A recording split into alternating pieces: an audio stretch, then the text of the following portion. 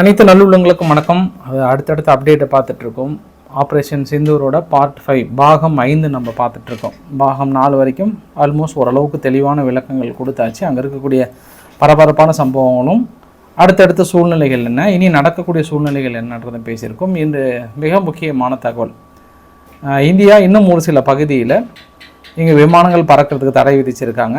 பாகிஸ்தான் இராணுவம் மிக முக்கிய நடவடிக்கைகள் எடுத்திருக்காங்க. ஷபாப் ஷெரீப் அவர்கள் அவங்க நாடாளுமன்றத்தில் மிகப்பெரிய உரையாற்றியிருக்காங்க. எல்லை பகுதிக்குள்ளே இராணுவம் நடத்திய தாக்குதலில் இன்னும் அதிகமான மக்கள் நம்ம சார்பாக உயிரிழந்திருக்காங்க. இன்னும் நிறைய சம்பவங்கள் இந்த வீடியோ பதிவில் நம்ம பார்க்க போகிறோம். அவங்க தரப்பில் தீவிரவாதிகள் இருந்ததை இன்னும் கொஞ்சம் கொஞ்சமாக உறுதி செஞ்சுட்டே இருக்கிறாங்க. ஸோ வீடியோக்குள்ளே போகலாங்களா? வீடியோக்குள்ளே பார்த்தோம்னா நீங்கள் நம்ம சேனல் சப்ஸ்கிரைப் பண்ணலாம், சப்ஸ்கிரைப் பண்ணிட்டு வாங்க. மறக்காம பெல் பட்டன் கிளிக் பண்ணி ஆல் ஆப்ஷன்ஸ் கொடுங்க. வீடியோக்குள்ளே போகலாம்.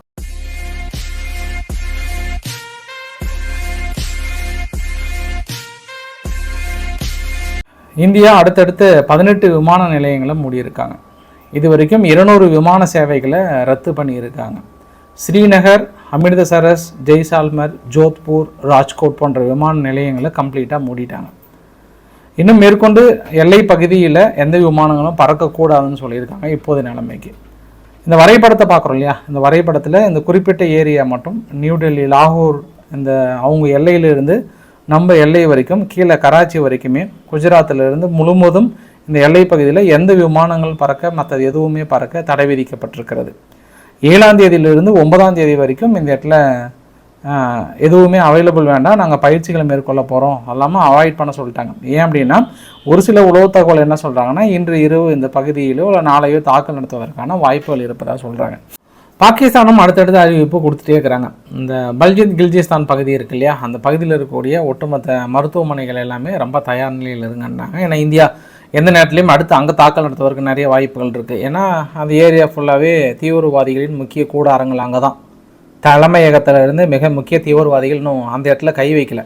சரி, மேபி இன்று இரவு கை வச்சிருவாங்களான்ற மாதிரி இன்றைக்கி அடுத்தடுத்த அறிவிப்பு, மருத்துவமனைகள் எல்லாமே தயார் நிலையில் வைங்கன்னு சொல்லிட்டு பஞ்சாப் மாகாணத்தில் இருக்கக்கூடிய அனைத்து பள்ளிகளும் கல்லூரிகளும் க்ளோஸ் பண்ண சொல்லிட்டாங்க. இன்றைக்கி இல்லை, நாளைக்கும் சேர்த்து 10ஆம் தேதி வரைக்குமே க்ளோஸ் பண்ண சொல்லிட்டாங்க. திடீர்னு சம்மந்தமே இல்லாமல் பஞ்சாப் மாகாணத்தில் 10 கல்லூரியை மூட சொல்லியிருக்காங்க அப்படின்னா மேற்கொண்டு அவங்க அடுத்தடுத்த நடவடிக்கைகள் எடுக்கிறாங்க அப்படின்றத நம்ம உறுதிப்படுத்திக்கலாம். இன்னும் நம்ம கிளியராக சொல்லணும் அப்படின்னா, ஷபாக் ஷெரீப் அவர்கள் அவங்க நாடாளுமன்றத்தில் பேசும்போது 24 மணி நேரத்தில் இந்தியாவுடைய போர் விமானங்கள் 5 சுட்டு வீழ்த்திருக்கிறோம், 2 ட்ரோன்களை கமிக்கஸ் ட்ரோன்களை சுட்டு வீழ்த்திருக்கிறோன்றாங்க. காசா துட்டா 10ன்னு கூட சொல்லியிருக்கலாம். மக்கள் எது சொன்னாலும் அங்கே கை தட்டுறதுக்கு ஆள் இருக்காங்க. ஏன்னா நீங்கள் சொல்கிற நம்ப போகிறாங்க. அதனால் 5ன்றது 6 கூட சொல்லியிருக்கலாம், ஏதோ 5ஓட நிறுத்திக்கிட்டார். அவர் இன்னொரு என்ன சொன்னார்னா, மொத்தம் 80 போர் விமானங்கள் ஒரே சமயத்தில் அடுத்தடுத்து அவங்க தாக்குதல் தொடர்ந்து நடத்தியதுனால தான் நம்மளால் கொஞ்சம் லூஸ் விட்டுட்டோம், இல்லைனாலாம் பிரித்து மேய்ஞ்சிருப்போம். இப்பயே பாருங்கள், நம்ம விமானங்கள் அவங்க எல்லை பகுதியிலிருந்து தாக்கல் நடத்தக்கூடிய 5 போர் விமானங்களில் சுட்டு வீழ்த்திருக்குன்னா அவங்க நம்மளை சும்மா எடை போட்டாங்க. இது நம்ம பதிலடி கொடுத்தா தான் இருக்கும். அதில் குறிப்பாக 3 ரஃபேல் விமானங்களை நம்ம சுட்டு வீழ்த்திட்டோன்னு சொன்னோடனே அங்கே இருக்கக்கூடிய மக்கள் பெஞ்சை தட்டி பெஞ்சை உடையிற அளவுக்கு இப்போ கை தட்டுறாங்க. தலைவா, நீ தான் தலைவா, எங்கள் நாட்டை காப்பாற்ற போகிற மிக முக்கிய பிரதமர், வா தலைவா, வா தலைவா, இன்னும் பேசு தலைவா அப்படின்ற மாதிரிலாம் அங்கே இருக்கக்கூடிய நாடாளுமன்றத்தில் அவர் வெற்றி உரையை கேட்டுட்ருக்காங்க. சரி, அவங்க நம்புகிறாங்க, அவங்க நம்பினா தான் சோறு, அதனால் அவங்க நம்பிட்டு விடுங்க, ஒன்றும் பிரச்சனை இல்லை. இன்னொரு தகவல் என்னென்னா, குறிப்பாக பிரதமர் இதுக்கப்புறம் முடிவெடுக்க வேண்டாம்னு சொல்லிட்டு முழு அதிகாரமும் யாருக்கிட்ட, இராணுவத்துக்கிட்ட கொடுத்துட்டாங்க. இராணுவத்துக்கிட்ட கொடுத்துட்டு அடுத்து அவங்க சொல்கிற டைலாக் தான் ரொம்ப முக்கியம். இனி நடைபெறும் அசம்பாவிதங்களுக்கு இந்தியாவே பொறுப்பு. யார்? பாகிஸ்தானுடைய பாதுகாப்பு குழு உடனே எச்சரிக்கை கொடுக்குறாங்க. ஐயா, இந்த மாதிரி வசனத்தை கேட்டு கேட்டு நம்மளுக்கு டயர்ட் ஆகிடுச்சு. ஆரம்பந்த ஒரு 10 நாளாக நீங்கள் விடுற வசனம் கொஞ்சம் நெஞ்சு இல்லை. கடைசியில் ஒரே நாளில் பிரதமர் வெள்ளை கொடியை தூக்கலாம், நாங்கள் சமாதானத்துக்கு தயார், அங்கே இந்தியா மேற்கொண்டு பதில் தாக்கல் எடுக்காமல் தான் நாங்கள் சமாதானத்துக்கு தயார்னு சொன்ன உடனே அவங்க இராணுவத்துக்கு கோபம் வந்துருச்சு. என்ன நினச்சிட்ருக்கீங்க? யாரை கேட்டு வெள்ளைக்கொடியை தூக்கலான்றிருக்கீங்க? இதுக்கப்புறம் கையை துடைக்கிறதுக்கு வெள்ளை தொடியை தூக்கக்கூடாது, முதல்ல முழு அதிகாரத்தை என்கிட்ட கொடுங்க அப்படின்னு சொல்லிட்டு வாங்கிட்டு இப்போ இராணுவம் முழு கட்டுப்பாடு எடுத்துக்கிட்டாங்க. அதுக்கு தான் கத்தார் இடையில ஓடி இந்தியாவுடைய வெளியுறவுத்துறை அமைச்சர்கிட்ட, ஜெய்சங்கர் அவர்கள்கிட்ட பேசியிருக்கிறாங்க. கொஞ்சம் சமாதானமாக போகலாமே, கொஞ்சம் பேச்சுவார்த்தை நடத்துங்கன்ற மாதிரி சொன்னதுக்கு இந்தியா சார்பாக விளக்கங்கள் கொடுக்கப்பட்டது. இதை விட பெரிய ஒரு ஷாக்கிங்கான சர்ப்ரைஸ் என்னென்னா, குட் பாய்ஸ் யாருங்க? குட் பாய்ஸ்னு உங்களுக்கு நிறைய மனசுக்குள்ளே தோணும். ஆப்கானிஸ்தான் வந்து இந்த பிராந்தியத்தில் ஒரு அமைதியற்ற சூழ்நிலையாக இருக்குது. அதனால் கொஞ்சம் அமைதியாக போயிட்டால் பரவாயில்ல, இந்தியா பாகிஸ்தானும் மேற்கொண்டு இந்த பிரச்சனையை வளர்த்தாமல் இருந்தால் பரவாயில்ல அப்படின்னு திடீர்னு இன்றைக்கி ஒரு அறிவிப்பு வந்து கொடுத்துருக்காங்க ஆப்கானிஸ்தான். இதில் பல காரணங்கள் இருக்கும். இன்னும் 2-3 நாளில் நம்மளுக்கு தெரிஞ்சிடும் அவங்க ஏன் இப்படி ஒரு வார்த்தையை சொன்னாங்கன்றது. ரொம்ப நாளாக உள்நாட்டு பிரச்சனை, இம்ரான்கான் அவர்கள் கைது செய்ததுக்கப்புறம் அவங்க எக்ஸ்தலம் வந்து பெரிய அளவுக்கு முடக்கிட்டாங்க. ஒரு 3 மாதத்துக்கு முன்னாடி கூட எக்ஸ்தலத்தில் ஒரு ட்வீட் ஒன்று போட்டிருந்தார் ஷெபாக் ஷெரீப் அவர்கள். அதுக்கு எலான் மஸ்க் அவர்கள் சொன்னார், நீங்களே உங்கள் சட்டத்தை மீறலாமா, உங்கள் சட்டத்தில் உங்கள் நாட்டில் எக்ஸ்தலம் தடை விதிச்சிட்டிங்க, தடை விதிச்சுட்டு யாரெல்லாம் பயன்படுத்துகிறாங்களோ உங்களுக்கு ஃபைன் போட்டிங்க, கடைசியில் நீங்களே வேறு ஒரு லாகின்குள்ளே போயிட்டு நீங்கள் எக்ஸ்தலத்தில் பயன்படுத்துகிறீங்களா, இப்போ உங்களுக்கு என்ன தண்டனை கொடுக்கலான்ற மாதிரி அவரை கொஞ்சம் ஷேம் பண்ணிட்டு இருந்தாங்க. கொஞ்சம் பிரச்சனையாக இருந்தது எக்ஸ்தலம். பட் திடீர்னு இன்றைக்கி என்ன பண்ணிட்டாங்க, ரிலீஸ் பண்ணிட்டாங்க. ஏன்னா நிறைய செய்திகள் நீங்கள் நம்பணும், அது இல்லாமல் இது மாதிரி செய்திகள் நீ உள்ளே வரதுக்கும் தகவல்களை திரட்டுவதற்காகவும் இனி எக்ஸ்தலத்தை ஓப்பன் பண்ணி விட்டுட்டாங்க. அவங்க விடுறது கரெக்டு தான், பட் நம்ம வந்து ஃபுல்லாக அவங்களுடைய அக்கௌண்ட்டை அடுத்தடுத்து வந்து பிளாக் பண்ணிகிட்ருக்கோம். இந்த பவல்பூரில் நடந்த தாக்குதலில் இது வரைக்கும் 13 கேஃபைன்னா அந்த சவப்பெட்டிகள் இருக்குல்ல, இது வரைக்கும் 13 சவப்பெட்டிகள் உறுதி செஞ்சுருக்காங்க. அது 13 சவப்பெட்டிகளை வந்து அந்த தீவிரவாதியோட அவங்க உறவினர்கள்ன்ற மாதிரி வந்து சொல்லியிருக்காங்க. மசூத் அசார்னுடைய தீவிரவாதிகளோட முக்கியமான உறவினர்கள் சொல்லியிருக்காங்க. அது இல்லாமல் இன்னும் 2 மிக முக்கிய 3 தீவிரவாதிகள் முசீர், வக்காஸ், அப்துல் மாலிக், இந்த 3 தீவிரவாதிகள் வந்து அடுத்தடுத்து இறந்து போனதாகவும் உறுதிப்படுத்திய தகவல் சொல்கிறாங்க. இப்போ தான் ஒவ்வொரு வீடியோவாக வெளியே வருதுங்க. அந்த முர்ட்ரிக் பகுதியாக இருக்கட்டும், இன்னும் மற்ற பகுதியெல்லாம் இந்த லக்ஸரி தொய்பானுடைய நிலையங்கள் எல்லாமே வந்து பெரிய அளவுக்கு வீடியோலாம் வெளியே வந்துட்டுருக்கு. அவங்களுடைய இழப்புகளை இப்போ தான் அவங்க மறைக்கணும்னு விரும்பினா கூட அங்கே இருக்கக்கூடிய ஆர்வக்கோளாறுகள் நிறையா வீடியோ பதிவு எடுத்துலாம் வெளியிடுறாங்க. இதில் பிபிசிக்கு பெரிய பல்ப் என்னென்னா பாருங்கள், பொதுமக்கள் கூட ஈஸியாக எடுத்து வெளியிடுறாங்க. ஆனால் ஒரு சில பகுதியில் ரிப்போர்ட்டர் யாரையும் உள்ள விடல. ஆனால் இவங்க பாருங்கள், வெளியிலேருந்து தான் அந்த கதையை கட்டியிருக்கிறாங்க. அவங்க இருக்கல இவங்க இருக்கலான்னு சொல்லிட்டு வெளியே நின்று தான் பேட்டி கொடுத்துருந்தாங்க. அதை கூட பெரிய வைரல் ஆச்சு. பிபிசி நீ எங்கே உள்ளே போய் பார்த்த, நீங்களே வெளியே நின்று தான் பேட்டி எடுக்கிறீங்க, அப்படி இருக்கும்போது நீங்கள் எதை வச்சு சொல்கிறீங்கன்ற மாதிரியான கொஷின்லாம் வந்து அந்த இடத்துல அரைஸ் வந்தது. இந்த எல்லை தாண்டி தாக்குதல் அப்படின்னு ஒரு விஷயத்தை நம்ம பேசணுங்க. ஏன்னா தொடர்ந்து பொதுமக்கள் மீதும் எல்லை தாண்டி தாக்கல் நடத்துகிறாங்க அப்படின்னும் போது அவங்க கண்டிப்பாக நடத்துவாங்க. ஏன் அப்படின்னா நம்ம அவர்கள் மீது கை வச்சிட்டோம், உள்ள நுழைஞ்சு தாக்கல் நடத்திட்டோம், அதை வந்து அவங்க கோபத்தை வெளிப்படுத்தி தான் தீருவாங்க. நம்ம மக்களை பாதுகாக்கணும். எல்லை பகுதியில் ஏன்னா நேற்று தாக்கல் நடத்துக்கிறதுக்கு முன்னாடியே கொஞ்சம் சேஃபாக வந்துருங்கன்ற மாதிரி நம்ம விசாரப்படுத்தினேன்னா அவங்களுடைய அது புத்தி, அது வழக்கமாக அவங்க அப்பாவி மக்களையும் அவங்கள தான் கொள்ளுவாங்கன்றது அவங்களோட புத்தி, அது எழுதி வச்சது. ஸோ நம்ம உஷாராக இருந்துக்கணும். எல்லை பகுதியில் தொடர்ந்து தாக்கல் நடத்தப்பட்டதில் 10 பேர்லேருந்து 15 பேர் பக்கம் இறந்து போயிருக்காங்க. ஸோ நம்ம 26 பேர் இறந்ததுக்கு பழி வாங்க போயிட்டு மறுபடியும் நம்ம ஒரு 15 நபர்கள் அப்பாவி மக்களை இறந்திருக்கிறோன்றது ஒரு அடிஷ்னல் தகவல் ஒன்று. ஏன்னா பூஞ்ச் பகுதியில் சீக்கினுடைய முக்கிய தலைவர் ஒருத்தர் இறந்திருக்கிறார். அதனால தான் இன்றைக்கி இந்தியா சீக்கினுடைய லீடர் வந்து பெரிய அளவுக்கு ஒரு கண்டன அறிக்கைகளை கொடுத்துருக்காங்க பாகிஸ்தானுக்கு. அப்பாவி மக்கள் மீது தொடர்ந்து ஈவு இருக்கமல்ல நீங்கள் வீடுகளையும் மற்ற பகுதியிலையும் நீங்கள் தாக்கல் நடத்துவது என்பது ஏற்றுக்கொள்ள முடியாது.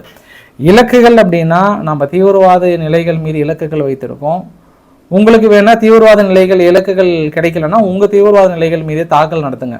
ஆனால் வரப்பென்ற வீடியோ பதிவுலாம் பாருங்கள், வீடுகள் மீதும் மற்ற இடத்துல மீதும் தாக்கல் நடத்துகிறாங்க. இதுக்கப்புறம் நம்ம கம்ப்ளைண்ட் பண்ணி பிரயோஜனம் இல்லை. அவங்க அப்பாவி பொதுமக்கள் மீது தாக்கல் நடத்துகிறாங்கன்னா எல்லை பகுதியில் நம்ம பதிலுக்கு நம்ம தாக்கல் நடத்தணும், நடத்தியே தீரணும், வேறு வழி இல்லை. ஏன்னா நம்ம என்னதான் கம்ப்ளைண்ட் பண்ணாலுமே அப்பாவி மக்கள் மீது தாக்கல் நடத்துகிறாங்க, அதை பண்ணுறாங்க, இதை பண்ணுறாங்கன்னா அப்போ பாகிஸ்தான் கேட்பாங்க, அப்போ நீங்கள் நடத்துறது பூ தாக்குதலா, நீங்கள் எங்கள் நாட்டுக்குள்ள நடத்துறது தீவிரவாத தாக்கலாம், நாங்கள் உங்கள் நாட்டுக்குள்ள நடத்துகிறோம் தான் சொல்லுவாங்க. ஸோ இந்த கம்ப்ளைண்ட் எங்கேயுமே எடுபடாது. நம்ம மறுபடியும் இன்னும் அவங்களை எழ முடியாத அளவுக்கு எல்லை பகுதியில் சேர்ந்து அடித்தாதான் உண்டு. இந்த பக்கம் பஞ்சாபினுடைய எல்லை பகுதியில் ஒரு சில இராணுவ டேங்குக்கெல்லாம் தென்பட்டதான் வந்து அடுத்தடுத்த வீடியோ பதிவுலாம் வருது. இன்னும் அவங்க அடுத்த கட்ட திட்டத்தில் இருக்காங்க. அதனால தான் அமித்ஷா அவர்கள் என்ன பண்ணிட்டாருன்னா இன்றைக்கி அந்த எல்லை பகுதியில் இருக்கக்கூடிய ஜம்மு காஷ்மீர், பஞ்சாப், ராஜஸ்தான், குஜராத், உத்தரகாண்ட், உத்தரப்பிரதேஷ், பீகார், சிக்கிம், மேற்கு வங்காளம் எல்லாம் ஒட்டுமொத்தமாக சேர்த்தி ஒரு பெரிய ஒரு மீட்டிங் உயர்மட்ட குழு அரேஞ்ச் பண்ணியிருக்காங்க. ஏன்னா எல்லை தாண்டிய ஊடுருவல்கள் இனி உள்ள நுழைஞ்சு தாக்கல் நடத்துவதற்கும் பழைய திட்டங்களை கண்டிப்பாக தீட்டியிருப்பாங்க. பங்களாதேஷ் உள்ள புகுந்து எதாவது ஒரு ஆட்டையை கலைக்க ட்ரை பண்ணுவாங்க. ஏன்னா அவங்களுக்கு ஈஸியாக போச்சு. பங்களாதேஷ் வெஸ்ட் பெங்காலுக்குள்ளே ஜாலியாக வந்து டீ குடிச்சிட்டு போகிற மாதிரி தான் இருக்குது அங்கே இருக்கக்கூடிய சூழ்நிலையெல்லாம். ஸோ அதனால் கொஞ்சம் உஷாராக இருங்கன்றதுக்கான எச்சரிக்கை. குறிப்பாக பஞ்சாபுக்குள்ளேயும் சரி மற்ற பகுதியிலும் எல்லை பகுதிக்குள்ளே ஏதோ ஒரு விஷயம் பண்ணுவதற்கான திட்டங்களை தீட்டியிருக்காங்க. இனியும் நம்ம மக்களை சேஃபாக எல்லை பகுதியிலிருந்து வெளியேற்றிட்டு ஒரு தக்க பதிலடி கொடுத்தோம்னா பரவாயில்ல. ஏன் அப்படின்னா இது வரைக்கும் நம்ம அவங்க இராணுவத்தின் மீது கை வைக்கல, இன்னும் வரைக்கும் நம்ம கை வைக்கவே இல்லை. ஆனால் இனி வருகின்ற நிகழ்வெல்லாம் பார்த்தோம் அப்படின்னா அது கை வைக்க வேண்டிய ஒரு சூழ்நிலை வந்துடும் போல். இன்றைக்கி ஐநாவில் என்ன பண்ணிட்டாங்க, ஐநாவில் இருக்கக்கூடிய நிரந்தர உறுப்பினர்கள் நிரந்தரமற்ற உறுப்பினர்கள்லாம் கூப்பிட்டு நாங்கள் நடத்திய தாக்குதல்கள் எங்கே 9 இலக்குகள் 9 தீவிரவாத இலக்குகள் கம்ப்ளீட்டாக நாங்கள் நடத்தினது பொதுமக்கள் மீதோ மற்ற யார் மீதும் இல்லை, அதுக்கான ப்ரூஃப் எல்லாமே கொடுத்துட்டாங்க, ஐநாவில் ஏற்றுக்கிட்டாங்க. அப்போ ஐநாவில் மறுபடியும் நம்ம சொன்னப்பட்ட விஷயம் என்னென்னா, மறுபடியும் எங்களை சீண்டினாங்கன்னா நாங்கள் எங்களுடைய நடவடிக்கைகள் மிக கடுமையாக இருக்கும், தக்க பதிலடிகள் கொடுப்போன்ற மாதிரி வந்து சொல்லியிருக்காங்க. ஸோ இந்த எச்சரிக்கையெல்லாம் பார்க்கும்போது ஒரு விஷயத்தை நம்ம புரிஞ்சுக்கலாம். இன்னொரு சந்தோஷமான விஷயம் என்னென்னா, அவங்க சீனா கிட்டேருந்து வாங்கின HQ9 வான் தடுப்பு பாதுகாப்பு சாதனம் இருக்குல்ல, சிஸ்டம் இருக்கு இல்லையா, ஒன்றும் 3 மில்லியனுக்கு மேலே வாங்கினாங்க. ஆனால் ஒன்று கூட வேலை செய்யலை, ஒன்று கூட அவங்க தடுத்தெல்லாம் நிறுத்தலை. இன்ன வரைக்கும் சும்மா தான் பில்டப் போட்டுட்ருக்காங்க. நம்ப வேணால் JF-17 சுட்டு வீழ்த்தப்பட்டதுக்கு காலையில் கிட்டத்தட்ட பாகம் 2லே நான் ப்ரூஃப் கொடுத்துருந்தேன், வீடியோ பதிவும் சரி எல்லாமே ப்ரூஃப் கொடுத்துருந்தேன். இன்ன வரைக்கும் நான் ரஃபேல் விமானங்கள் அவங்க சுட்டன்னு சொல்லப்பட்டதுக்கு ப்ரூஃப் ஏதாவது கேட்டிருக்காங்களான்னா இல்லை. ஒரு ப்ரூஃப் ஒன்று என்னத்தை கொடுக்குறாங்கன்னா, ஏற்கனவே ஒரு தடவை ஒரு 4-5 நாளைக்கு முன்பு இந்த விமானத்தினுடைய எம்டி டேங்க் ஒன்று அங்கே வீடு மீது விழுந்துருச்சுங்க. அதே மாதிரி நேற்றுமே விழுந்திருக்கு. அந்த ஒரு பேர் பார்ட்ஸை எடுத்துக்கிட்டு நீங்கள் அதான் ரஃபேல் விமானம்னு சொல்கிறாங்க. இந்த ஒரு செய்தியை சீனா பரப்பியிருக்காங்க, ரஃபேல் விமானத்தை சுட்டு வீழ்த்திட்டாங்க அப்படின்னு சொன்னோடனே இன்றைக்கி இந்தியா வந்து கடுமையான கண்டனம் தெரிவிச்சிருக்கிறாங்க. ஒரு சில ஊடகங்களுக்கு பொறுப்புணர்வுடன் உண்மை செய்திகளை பகிரவும், பொறுப்பில்லாத போலி செய்திகளை பகிர நினச்சிங்க அப்படின்னா நாங்கள் வந்து தடை விதிக்க வேண்டிய ஒரு சூழ்நிலை வரும், ஆதாரங்களை கொடுங்க அப்படின்னு கேட்குறாங்க. சும்மா இவங்களே வாயிலே வடை சுட்டு கதை கட்டுறதுல ரொம்ப கில்லாடிங்களாக இருக்காங்க. அவங்க பிரதமரே 5 விமானம் 3 ரஃபேல் என்றார், அடித்து விடுங்க, யார் கேட்குறாங்க, காசா துட்டா, அதை நம்மளதான் சோறுன்னும் போது அவங்க நம்புவாங்க. ஆனால் அதையே சர்வதேச ஊடகங்கள் எந்த அளவுக்கு நம்புறாங்கன்னு தெரியல. அந்த விமான குறிப்பாக JF-17 இருக்கட்டும் இல்லை JC-10 இருக்கட்டும் தயாரிக்கின்ற ஷாங்டோன்ற ஒரு நிறுவனத்தினுடைய பங்குகள் உயர்ந்ததை நம்ம பார்த்தோம். இந்த பொய் சொல்லியே வாங்க வைக்கிறாங்க. ஆனால் இன்னொரு காரணமும் சொன்னாங்க, அந்த பங்குகள் உயர்ந்ததற்கு இனி அடுத்தடுத்து ப்ரொடெக்ஷன் ஆர்டர் கிடைக்குன்ற நம்பிக்கையில் தான் கொடுத்தாங்கன்ற இன்னொரு பதிவுமே நம்ம பார்த்தோம். இது வரைக்கும் பாகிஸ்தான் மீது நடத்தப்பட்ட தாக்குதலில் ஒரே ஒரு நாடு தாங்க ஓடி வந்து தனது கடும் கண்டனத்தை தெரிவித்திருக்கிறாங்க. யாருங்க கண்டுபிடிங்க, யாருன்ட்டு கண்டுபிடிச்சிங்களா? துருக்கி அந்தர்பல்டி ஆறுமுகம் மட்டும்தான் தனது கடும் கண்டனத்தை சொல்லியிருக்காங்க. அது என்ன தெரியுமா? இந்தியா அட்டாக் அண்ட் சிவிலியன்ஸ், போர் என்றால் என்னவென்றே தெரியாத, தீவிரவாதம் என்றால் என்னவென்றே தெரியாத அப்பாவி மக்கள் மீது தாக்கல் நடத்தியிருக்காங்க அப்படின்னு சொல்கிறாங்க. உங்களுக்கு அடுத்த பதிவில் இன்னும் நிறைய ப்ரூஃப் காட்டுறேன். நான் இந்த லக்ஸரி தொய்பாவுடைய தீவிரவாதிகளோட இன்னும் வீடியோ பற்றி அடுத்தடுத்த ப்ரூஃப் நம்ம இன்னும் வெளியிட வேண்டிய ஒரு சூழ்நிலையாக இருக்கிறது. ஃபைனலாக இந்த வீடியோட கிளைமேக்ஸ், என்னையை வந்து பகல்காம் தாக்குதலில் இன்னும் அங்கே இருக்கக்கூடிய சுற்றுலா பயணிகள் யாருக்கிட்ட வீடியோ பதிவுகள் இருக்கும் பட்சத்தில் இமீடியட்டாக ஒரு நம்பரை கொடுத்து ஷேர் பண்ண சொல்லியிருக்காங்க. ஏதாவது வீடியோ பதிவுகள் இருக்கும் பட்சத்தில் 9654958816 என்ற நம்பருக்கு இமீடியட்டாக இன்னொரு நம்பர் வந்து கொடுத்துருக்காங்க. இந்த 2 நம்பருக்கு எங்களுக்கு ஒன்று ஷேர் பண்ணுங்கள், இன்னும் எங்களுக்கு கொஞ்சம் நிறைய ப்ரூஃப் தேவைப்படுதுன்னு சொல்லியிருக்காங்க.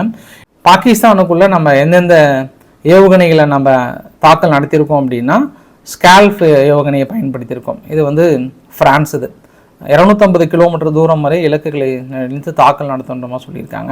அடுத்து வந்து ஹேமர் குண்டுகளை வைத்து தாக்கல் நடத்தியிருக்கோம். இது வந்து அங்கே இருக்கக்கூடிய தீவிரவாதிகளின் முகாம்களை அழிப்பதற்காகவும் அப்புறம் கம்யூனிகேஷன் ட்ரோனையும் இப்போது நிலைமைக்கு பயன்படுத்தியதாக சொல்லியிருக்காங்க. இன்னும் அடுத்தடுத்த தகவல் வரும். உங்களுக்கு நான் மற்றொரு அப்டேட்டை முடிச்சுட்டு தான் நீங்கள் நான் தூங்க போவோம். எவ்வளோ நேரம்னாலும் சரி 11 மணிக்கு வெளியிட்டுறேன், 11 மணிக்குள்ளார வெளியிட்டுறேன். சரிங்களா?